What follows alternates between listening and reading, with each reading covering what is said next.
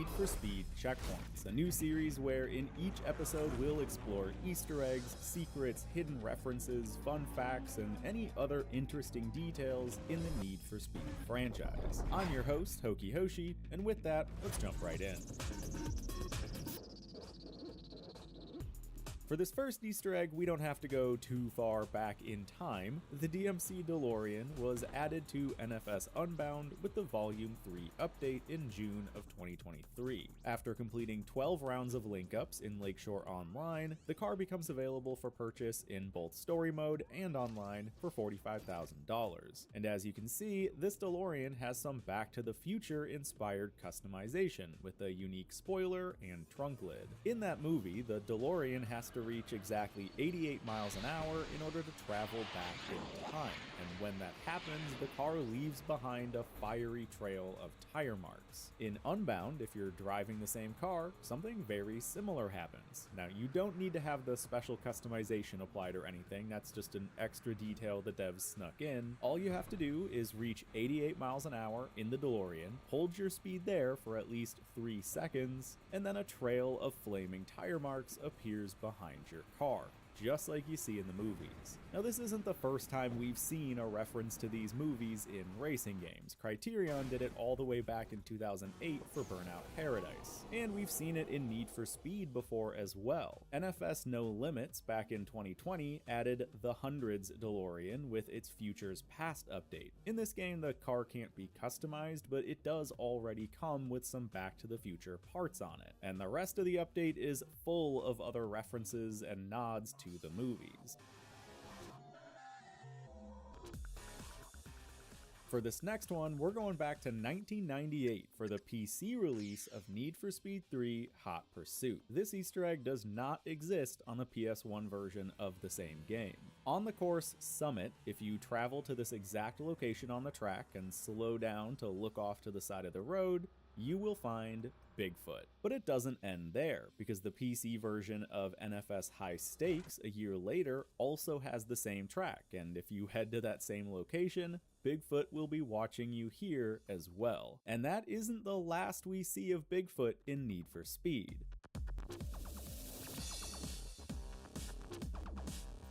In NFS The Run, released in 2011, you can head to Event 3, Stage 2 in Yosemite National Park. About 600 meters or 0.4 miles before the end of the race, right past this hairpin, you can stop and look to your left to see yet another Bigfoot. And this one is much closer to that famous Bigfoot image we've all seen. Leading up to the release of 2012's Most Wanted, you could see a Hummer H1 Alpha listed on the official Need for Speed website as one of the cars that would appear in the game. It was also heavily featured in a trailer on August 2nd, just 3 months before the game's launch. This video was later taken down, but you can still find it as an unlisted video on EA's channel if you have the direct link. So why was this trailer removed? Well, Hummer never actually appeared anywhere in the final version of the game. However, thanks to a mod by DGlorio that ports the Hummer from the Most Wanted PS3 beta over to PC, you can now take the Hummer H1 Alpha out for a ride in Most Wanted. And the H1 did actually appear in other Need for Speed games, including the mobile version of Most Wanted, and it was also added to NFS World later that same year.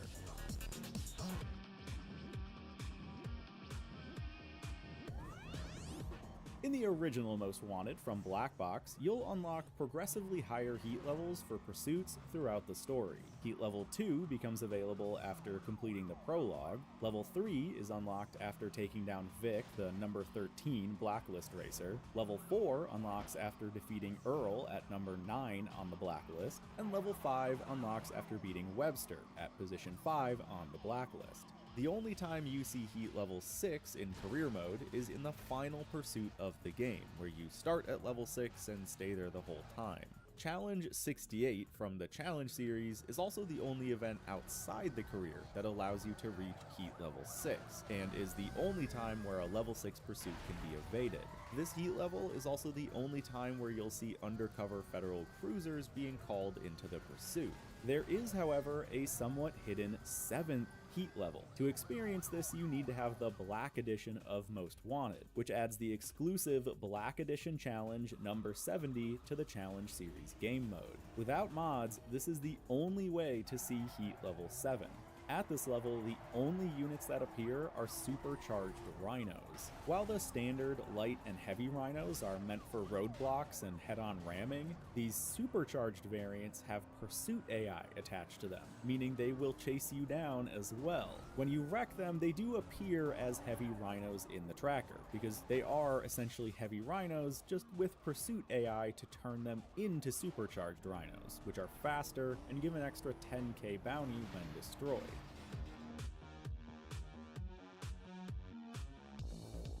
In Need for Speed Heat, the cover car is a special Kaiza Edition Polestar 1, which you get to drive in the prologue until it's destroyed right after that initial race. The number plate on this car is 41878, which might just seem like a random set of numbers, but is actually an Easter egg referencing the postal code of Polestar's headquarters in Gothenburg, Sweden. Prior to update 1.5, you could only ever drive this car in the prologue, so there weren't many chances to catch this detail. But in the 1.5 update, the Polestar 1 Hero Edition became purchasable in the dealership, letting players drive the car whenever they want to. Now, for a bonus fun fact, while working on this video, Crowned told me that the reason he knows about this is because he was responsible for creating the livery on this car while he worked at Ghost Games, and they specifically asked him to include the postal code on the license plate.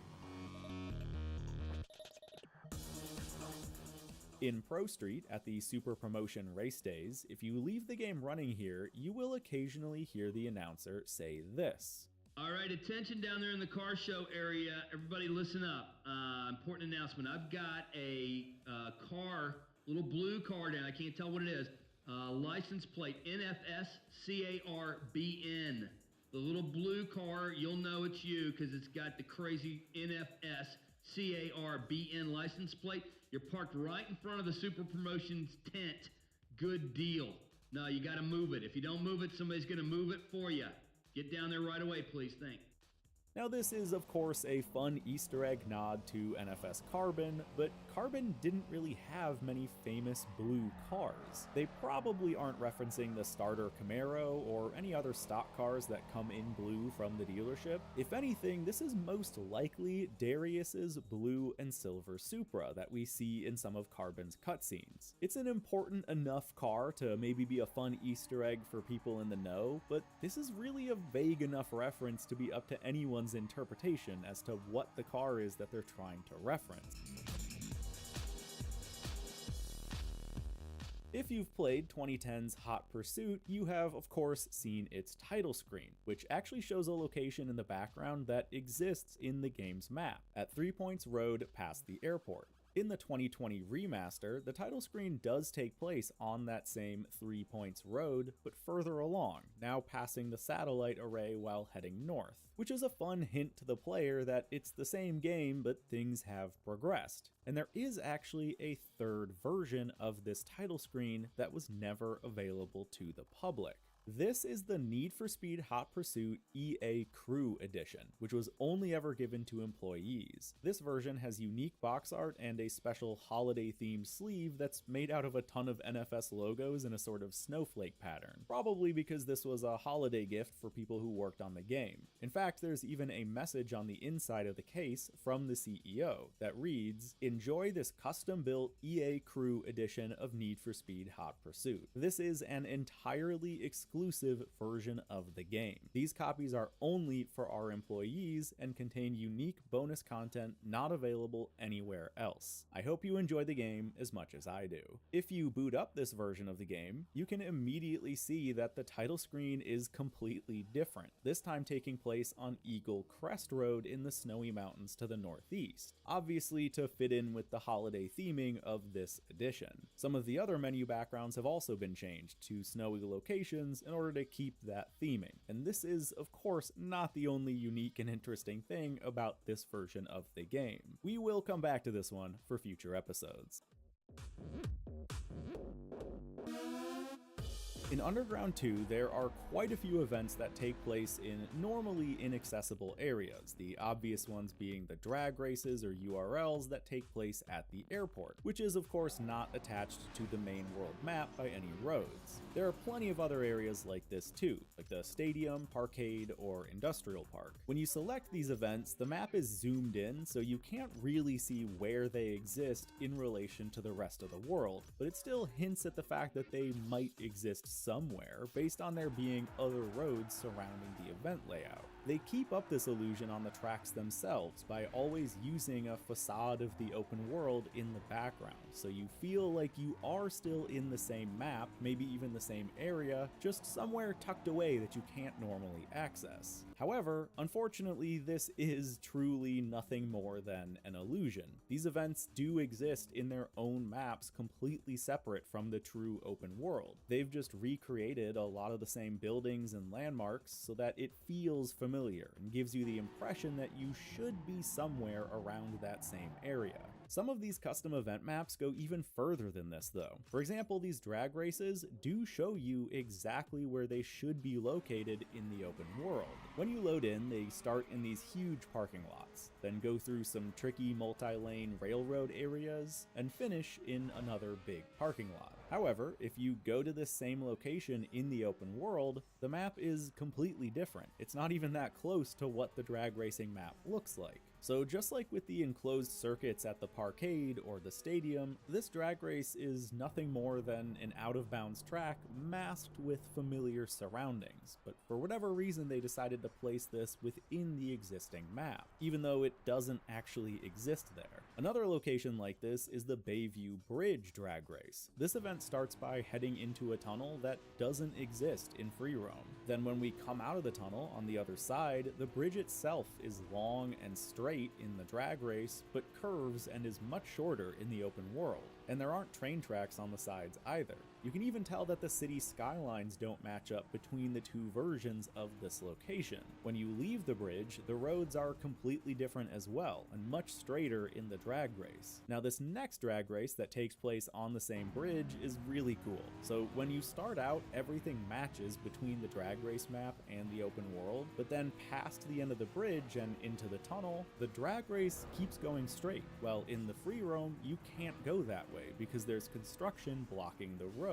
It forces you to take a longer, winding roundabout path, which breaks up the map and makes the world feel bigger in the free roam. Whereas in the drag race you can just cut straight through. So while many of the other events use illusions to build a sort of fake but familiar alternate world, this event connects more directly to the free roam map and shows you what the map and roads could look like once the construction is finished, or perhaps before it started. Now we have one more strange location to cover in Underground 2, and this one is possibly the strangest. Bayview Speedway. This is where a lot of URL events take place and where the Dino Shop is located. For these events, we have the same situation as those Cole Harbor or Bayview Bridge drag races. This shows us where the track should be in the open world, but if you go there in free roam, it doesn't exist at all. The open world location doesn't give you any hint that a racetrack should be here. So all of these track layouts are actually just dropped right on top of the open world map, overlapping existing roads and even the garage, which is definitely an odd way to handle that, considering that we've seen them use other methods for some of the other out-of-bounds event locations. And to be honest, out of all of these pretend areas, this would probably be the best one to have in free roam, where you could drive on a proper racetrack and actually go to the Dino Shop from the open world. So while all of these alternate areas are a bit strange, we might actually have an answer as to why they're all the way they are. We've seen an early map concept for Underground 2, and in this version of the map, there is an exact match of that Bayview Bridge drag race with train tracks next to it. There is a racetrack at the bottom of the map that connects to other roads. You can see a stadium in the downtown area that perhaps at one point was accessible in free roam. And there's even a plausible location for the railroad drag races as well. So it's possible that these were all meant to be a part of the open world, but due to time constraints or design changes, they were removed and repurposed into their own separate maps, only to be seen in race events. After playing 2005's Most Wanted, you would probably expect to see police chase helicopters return in Carbon. In the opening cutscene of the story, you can even see them flying overhead, and when you're arrested in-game, you can see them as well. For some reason though, you never see them during actual gameplay. Maybe they planned to have them but ran into issues later in development, or it just didn't fit with the balance of pursuits in Carbon.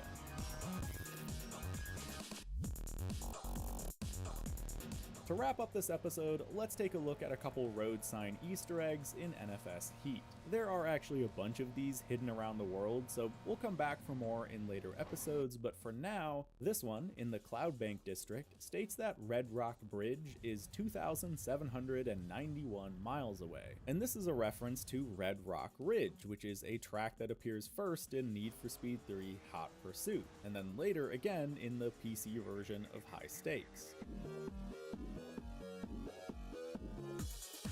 This next sign is in the Bayview Park district of Palm City, and is a clear nod to the 2002 Calypso Coast Circuit from Hot Pursuit 2. Folks, that's going to do it for me today. Thank you for watching, and I'll see you for another episode of Need for Speed Checkpoints.